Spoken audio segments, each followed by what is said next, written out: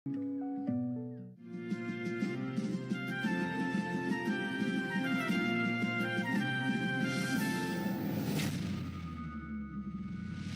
sorrow will turn into joy.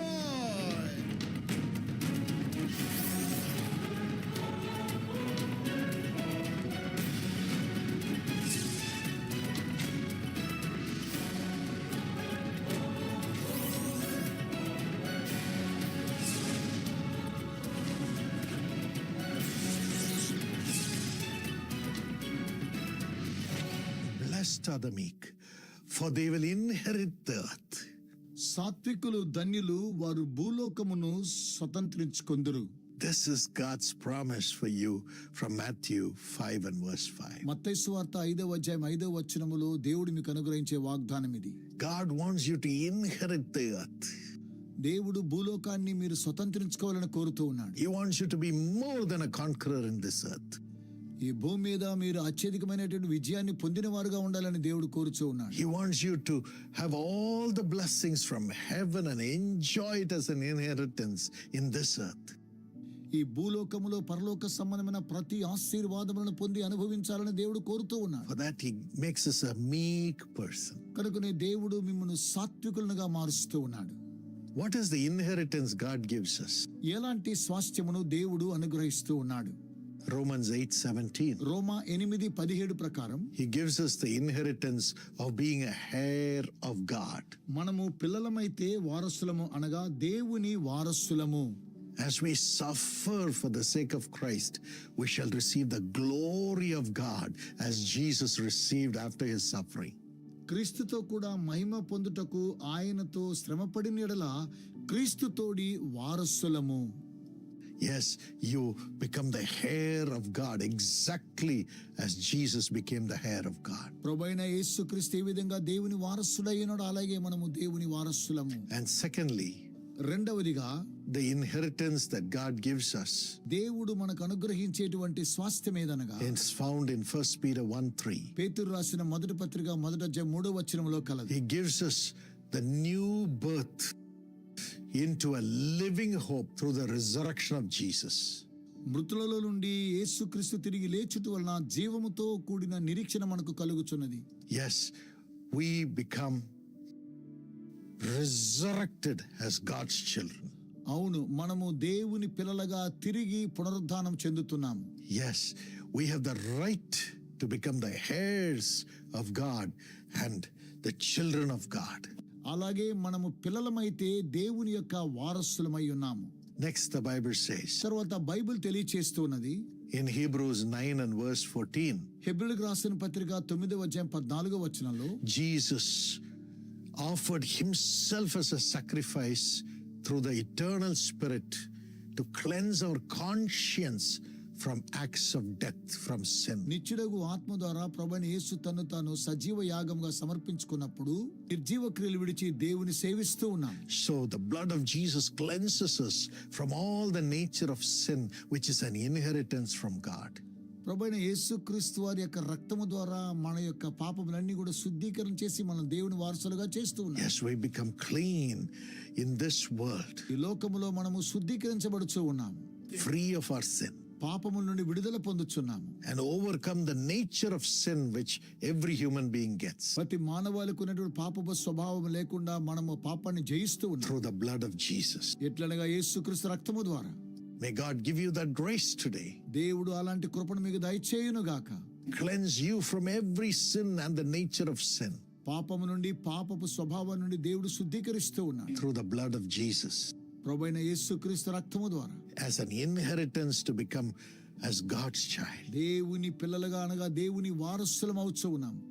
And according to Galatians 5:19 to 21, గలతీయులకు రాసిన పత్రిక 5వ అధ్యాయం 19 నుండి 21 వచనాలు చూసినట్లయితే, we are strengthened not to do the acts of the flesh.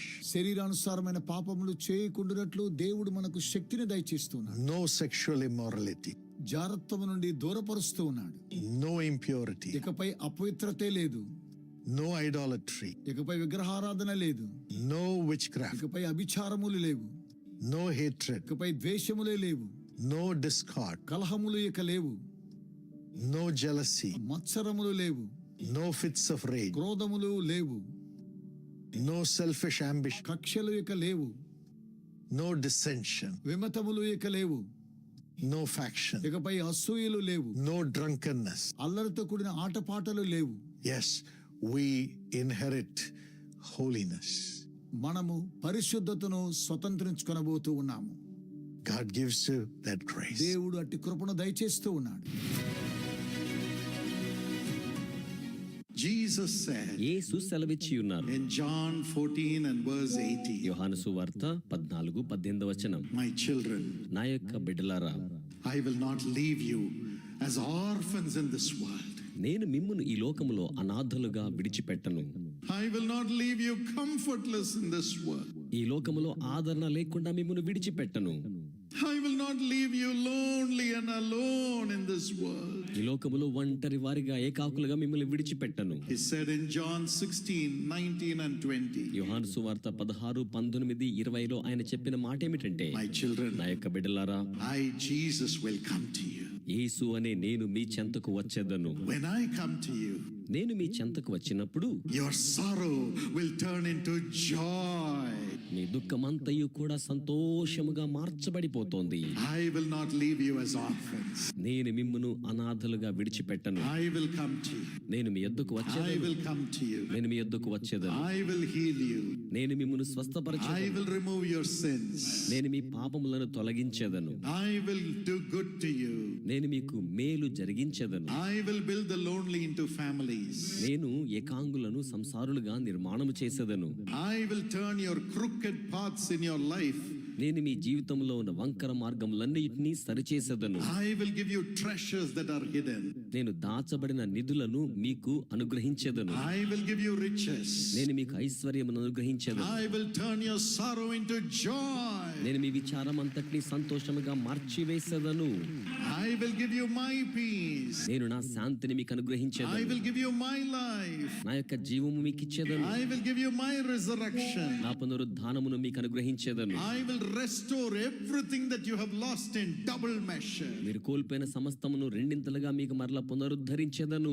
In the same place where you have gone through shame, I will give you praise. I will give you honor, my children. నా బిడ్డలారా, ఏ ప్రాంతంలో మీరు అవమానం పొంది ఉన్నారు, అదే ప్రాంతంలో మీకు ఘనతను, ఖ్యాతిని, మంచి పేరును తెప్పించేదను.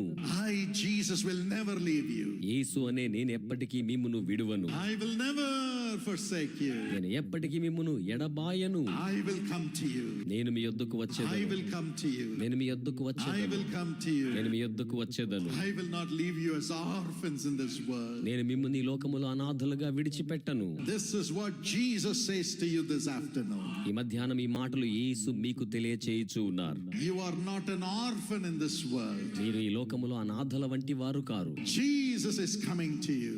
యేసు మీ యొద్దకు వస్తూ ఉన్నారు. Let not your heart be troubled. మీ హృదయమును కలవరపడనీయకండి. Why Jesus comes to us? యేసు మన చెంతకు ఎందుకు రానయ్యున్నారు? Why he should come to you and me? ఆయన మీ యొద్దకు, నా యొద్దకు ఎందుకు రావాలి? It is because he has made a blood covenant with us.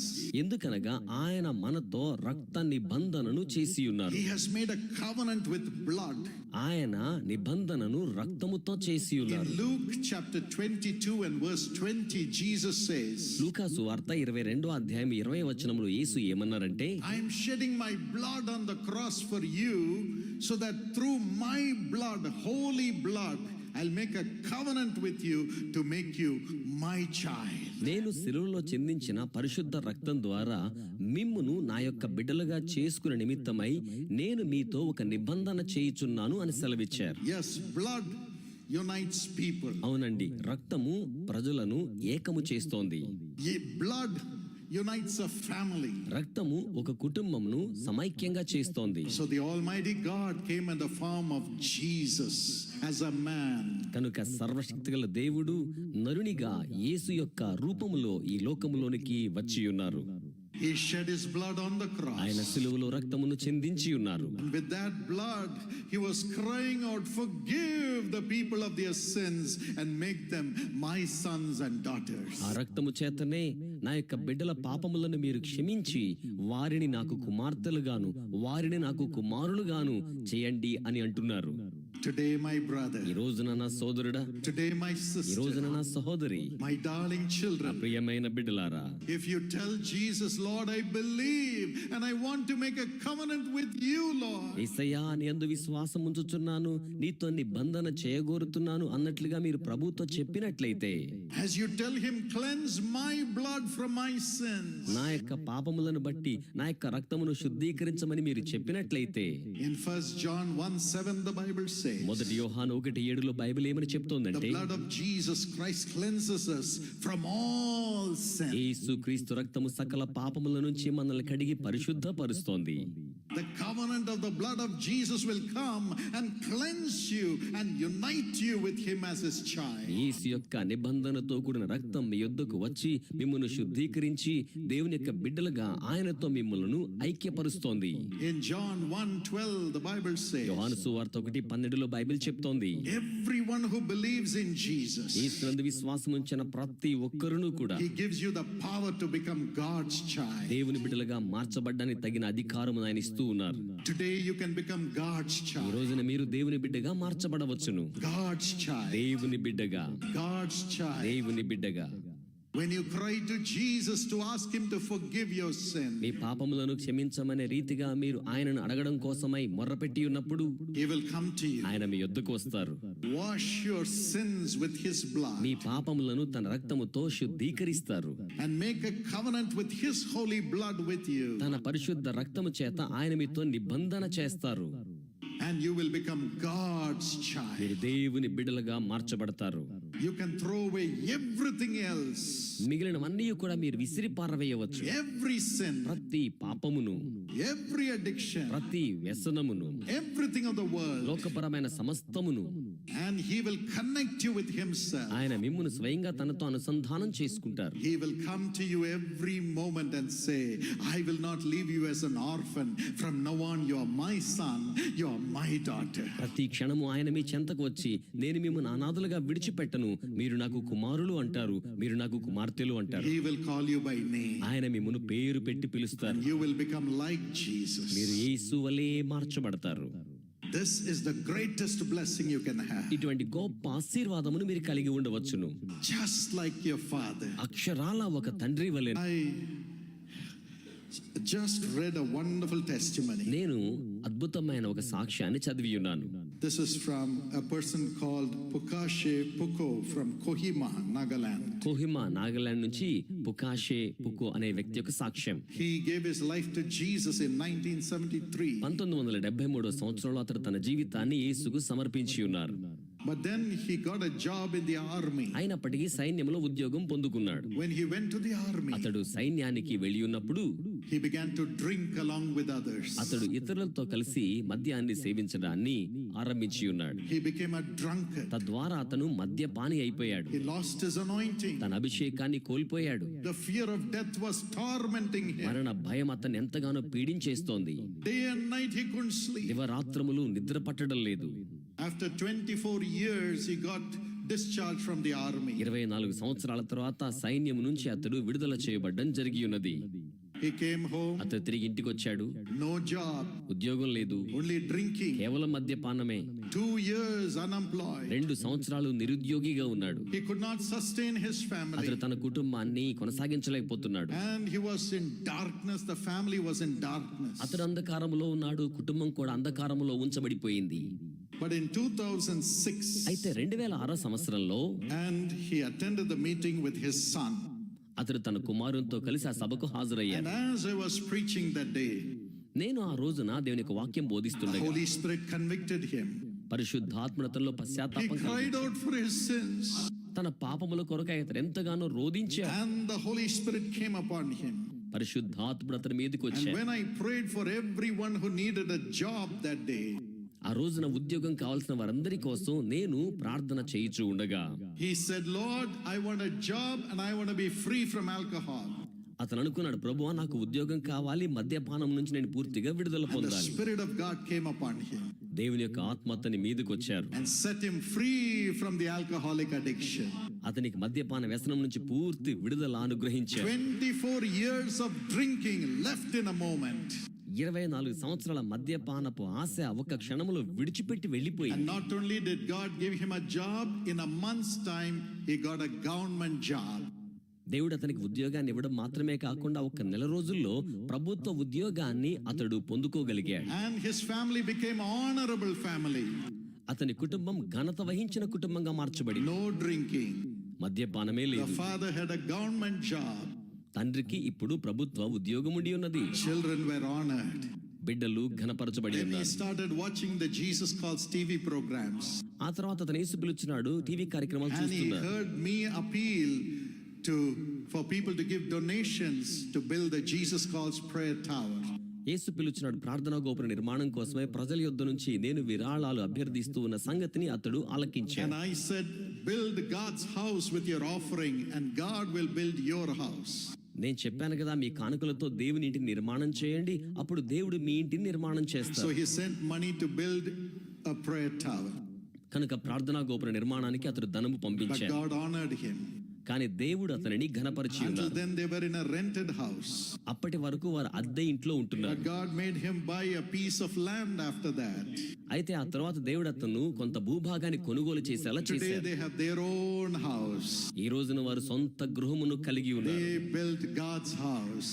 వారు దేవుని యొక్క గృహమును నిర్మాణం చేశారు. God built the family. దేవుడు ఆ కుటుంబాన్ని నిర్మాణం చేశారు. I will not allow you to be an orphan, says Jesus. యేసు సెలవిస్తున్నారు, నేను మిమ్ములను అనాథలుగా విడిచిపెట్టను, I will come to you. నేను మీ యొద్దకు Today వచ్చేదను. give your life to Jesus. ఈ రోజున మీ జీవితాన్ని యేసుకు He will సమర్పించండి. change your life. ఆయన మీ జీవితాన్ని He will మార్చివేస్తారు. build your life. ఆయన మీ జీవితాన్ని నిర్మాణం చేస్తారు. Because he has made a blood covenant with you. ఎందుకనగా ఆయన మీతో రక్త నిబంధన చేసి ఉన్నారు. Secondly, రెండవదిగా Jesus has made a peace covenant with you.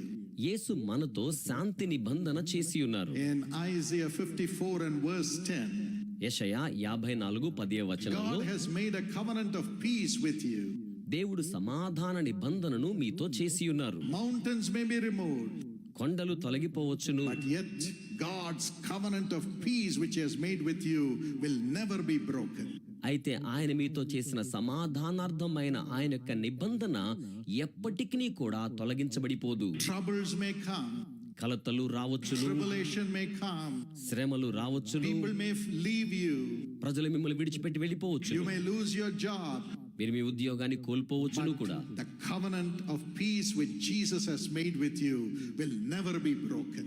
అయితే యేసు మీతో చేసిన సమాధానార్థమైన నిబంధన ఎప్పటికీ బ్రద్దలు కాదు. Jesus says, in this world you will have tribulation, యేసు అంటున్నారు, ఈ లోకములో మీకు శ్రమ కలుగును, but I have overcome the world.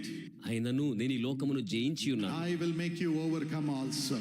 నేను మీరు కూడా జయించేలాగున చేస్తాను. Many are the afflictions of the righteous, నీతిమంతునికి కలుగు ఆపదలు but అనేకములు, the Lord will deliver them out of them all. అయితే ప్రభు వాటన్నిటిలో నుంచి వారిని విడిపిస్తారు. Jesus says in John 14:27, యోహాను సువార్త 14:27లో యేసు ఏమని my చెప్పారంటే, peace I give unto you, my children, నా బిడ్డలారా నా శాంతిని మీకు not అనుగ్రహిస్తాను, as the world gives. లోకం ఇచ్చినట్లుగా కాదు, My peace. నా శాంతిని ఇస్తాను. What is that my peace of Jesus? యేసు యొక్క నా శాంతి అనగా ఏమిటి? It's not a peace which you get when you have a house. ఏదైనా ఒక గృహాన్ని పొందుకున్నప్పుడు వచ్చే శాంతి It's కాదండి. not a peace when you get a job. మీకు ఏదైనా ఉద్యోగం వచ్చినప్పుడు వచ్చే It's శాంతి not a కాదు. peace when you get married. మీకు వివాహమైనప్పుడు వచ్చే శాంతి It's కాదు. not a peace when you get a car. ఇది కేవలం కారు కొనుక్కున్నప్పుడు వచ్చే శాంతి కాదండి. All those things after some time will get bored and you will lose the peace. ఇవన్నీ కొద్ది కాలం తర్వాత మనకు విసుగు కలిగిస్తాయి, తద్వారా పొందిన శాంతిని కూడా మనం కోల్పోతాం. But the peace that Jesus gives, కానీ యేసు అనుగ్రహించు శాంతి it will stay within you to be a conqueror in the midst of the greatest trouble in the world. లోకములో అత్యంత ప్రచండమైన సమస్యల్లో మీరు ఉన్నప్పటికీ వాటిని మీరు జయించి బయటికి వచ్చేలా చేస్తుంది ఆయన ఇచ్చే శాంతి. Troubles may come, కష్టములు రావచ్చును, people may leave, ప్రజలు విడిచిపెట్టి but వెళ్ళిపోవచ్చును, God will keep you strong in the world through the peace that Jesus gives you. యేసు అనుగ్రహించే శాంతి ద్వారా దేవుడు మిమ్ముని ఈ లోకములో బలవంతులుగా ఉంచనయ్యున్నారు. He will be with you. ఆయన మీతో కూడా ఉంటారు. Overcome that trouble and be more than a conqueror. శ్రమలను అధిగమించడానికి అధికమైన విజయాన్ని పొందడానికి తగిన వారిగా The చేస్తాను. founder of the Salvation Army, రక్షణ సైన్యానికి సంబంధించిన one వ్యవస్థాపకుడు day was preaching about this peace of Jesus. ఒక రోజున ఇట్టి యేసు యొక్క శాంతి గురించి బోధిస్తూ ఉన్నారు. One man stood up from the crowd ఒక వ్యక్తి జన సమూహములో లేచి నిలిచాడు. and he said, "Sir, if you are going through the tribulation I am going through, you will not talk about this peace of God." ఆయన అంటున్నాడు కదా, అయ్యా నేను వెళ్తున్న శ్రమలు మీరు కనుక అనుభవిస్తూ ఉన్నట్లయితే ఇట్టి శాంతి గురించి మీరు ఏమాత్రము మాట్లాడరండి. He said, "I just buried my wife. నేను ఇప్పుడే నా యొక్క భార్యను భూస్థాపితం చేశాను. I am lonely without my wife. నేను నా యొక్క సతీమణి లేకుండా ఒంటరిగా ఉన్నాను. How can I have peace?" నేను ఏ విధంగా శాంతిని కలిగి ఉండగలను? I am asking God why. నేను దేవునిని ఎందుకు అని ప్రశ్న వేస్తూ ఉన్నాను. But in a few weeks, కానీ కొద్ది వారాలలో this Colonel Booth's wife died. Colonel booth గారి సతీమణి కూడా The చనిపోయారు. man who preached, his wife died. బోధించిన ఆ వ్యక్తి యొక్క భార్య కూడా మరణించడం జరిగింది. In the same church, her coffin was laid. అదే ప్రార్థనా మందిరంలో తన శవపేటిక ఉంచబడింది. And Colonel Booth, the man who preached, stood up colonel booth గారు ప్రసంగించిన వ్యక్తి లేచి నిలబడ్డారు. and said, ఆయన అంటున్నారు, "Somebody asked me a question. నన్ను ఎవరో ఒక ప్రశ్న వేసి ఉన్నారు. My wife died. నా యొక్క సతీమణి I మరణించారు. don't have peace. నాకు శాంతి లేదు. But let me tell that brother, అయితే ఆ సహోదరునికి నేను చెప్పాలి, my wife died. నా సతీమణి మరణించారు. Jesus lives in me. నా యేసు నాలో జీవించుచున్నారు. And because Jesus lives in me, యేసు నాలో జీవించుచు ఉండి ఉన్నారు గనుక even now in the midst of the sorrow, there is a song of peace in my heart. ఈ యొక్క విచారగ్రస్తమైన సమయంలో కూడా హృదయంలో శాంతియుతమైన గీతం ఉండి ఉన్నది. Through all this tribulation, ఈ యొక్క శ్రమలన్నిటి గుండా I can still be more than a conqueror through Jesus who is with me. నాతో కూడా ఉన్న యేసు ద్వారా నేను అధికమైన విజయమును పొంది ఉన్న వాడి వలె ఉంటాను. Today through Salvation Army, millions of people's broken hearts are healed. ఈ రోజున రక్షణ సైన్యం ద్వారా లక్షలాది మంది బ్రద్దలైన హృదయాలు స్వస్థపరచబడి ఉన్నాయి. You may be a father, మీరు కూడా తండ్రి you కావచ్చు, may be a mother. మీరు తల్లి అయినా కావచ్చు. The peace that you carry in your heart alone can save your family. మీ హృదయంలో మీరు మోసుకొని ఉంటున్న శాంతియే మాత్రమే మీ కుటుంబాన్ని కాపాడగలదు. Otherwise, without that peace that Jesus gives, you'll be bringing fighting and quarrel in the family because of the problems you face.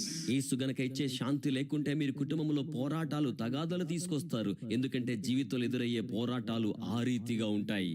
But today Jesus is going to give you peace అయితే ఈ రోజున యేసు మీకు శాంతిని అనుగ్రహిస్తారు through the Holy Spirit. పరిశుద్ధ ఆత్మ ద్వారా. Peace and joy in the Holy Spirit. పరిశుద్ధాత్మ యందలి శాంతి సంతోషం. Today Jesus says, "I'm making a covenant with ఈ you." రోజున యేసు అంటున్నారు, నేను మీతో నిబంధన We have చేయించున్నా. hope in Jesus. మనం యేసులో నిరీక్షణ కలిగి ఉన్నాం. We have hope in Jesus. యేసులో మనకు నిరీక్షణ ఉన్నది. Let not your heart be troubled. మీ హృదయమును కలవరపడనీయకండి. Finally, చివరిగా God has made a covenant of miracles with you. దేవుడు మీతో అద్భుత కార్యాల కొరకైన నిబంధన చేసి That's ఉన్నారు. why he says, "I will not leave you as orphans. అందుచేత ఆయన అంటున్నారు, మిమ్మల్ని అనాథలుగా I'll come and విడువను. do miracles for you." నేను వచ్చి మీకోసం అద్భుత కార్యములను జరిగిస్తాను. Exodus 34:10. నిర్గమకాండము God 34:10. says, "I will do miracles for you in the midst of your people."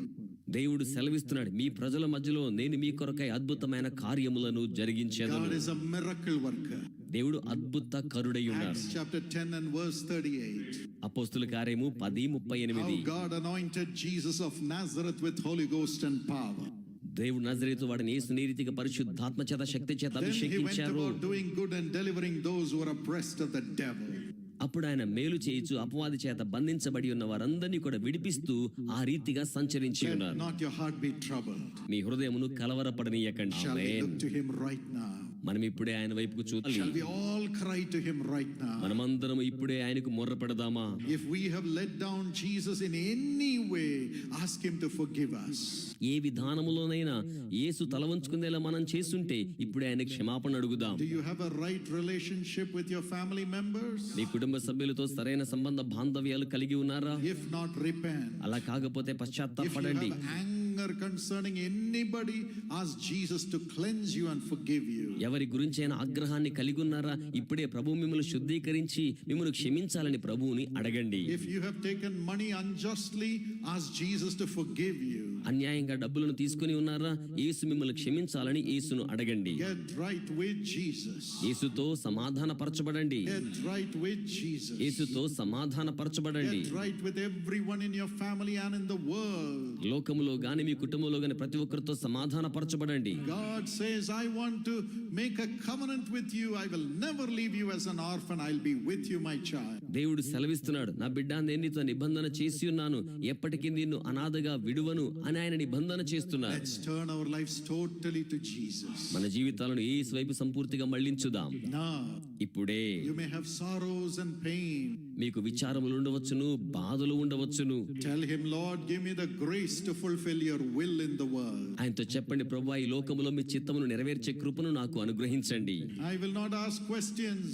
నేను ప్రశ్నలు వేయను ప్రభువా, I am saying, let thy will be done, Lord. మీ చిత్తమే సిద్ధించును గాక అంటాను ప్రభువా. Let thy will be done, Lord. మీ చిత్తమే జరుగును గాక. I will do your will, Lord. నేను మీ చిత్తాన్ని జరిగిస్తాను ప్రభువా. You will turn it into good. మీరు దానిని మేలుకరంగా మార్చివేస్తారు. Give me the grace to fulfill your will, even though it be a cross. అది సిలువ అయి ఉన్నప్పటికీ కూడా మీ చిత్తమునే నెరవేర్చే కృపను నాకు దయచేయండి అని ప్రార్థిస్తున్నాను. I want peace with God. నాకు దేవునితో సమాధానము కావలసి ఉన్నది. My God should say, my child is doing my will.